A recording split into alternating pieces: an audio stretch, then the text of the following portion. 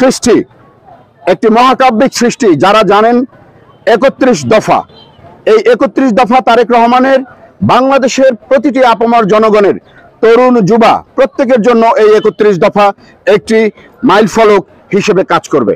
এই ৩১ দফা বাস্তবায়নের মধ্যে দিয়ে ইনশাল্লাহ বাংলাদেশের আগামীর বাংলাদেশ একটি গণতান্ত্রিক, ঐক্যবদ্ধ, স্বাধীনতা, সার্বভৌমত্বের একটি বাংলাদেশ বিনির্মিত হবে।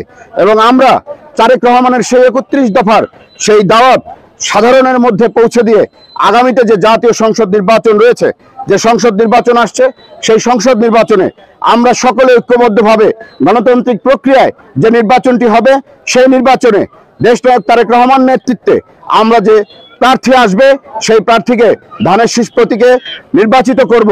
এই প্রত্যাশার জন্যই এবং ৩১ দফা বাস্তবায়নের জন্যই আমরা মূলত গ্রামে গঞ্জে, হাটে বাজারে মানুষের মাঝে এই তারেক রহমানের ৩১ দফার প্রচারণা করছি। আপনাদের সকলকে তারেক রহমানের পক্ষ থেকে পবিত্র ঈদ উল আজহা পরবর্তী শুভেচ্ছা এবং আগামীতে আপনারা সবাই ঐক্যবদ্ধভাবে ৩১ দফা বাস্তবায়নের জন্য কাজ করবেন, এই আহ্বান রেখে শেষ করছি। খোদা হাফেজ। বাংলাদেশ জিন্দাবাদ, শহীদ অমর হোক, খালেদা জিয়া জিন্দাবাদ, তারেক রহমান জিন্দাবাদ। সকলকে ধন্যবাদ।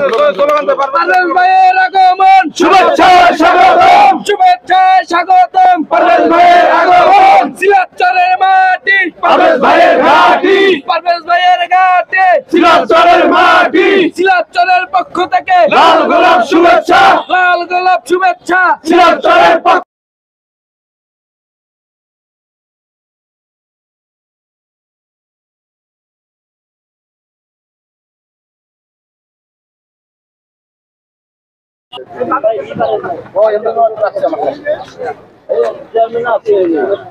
আমার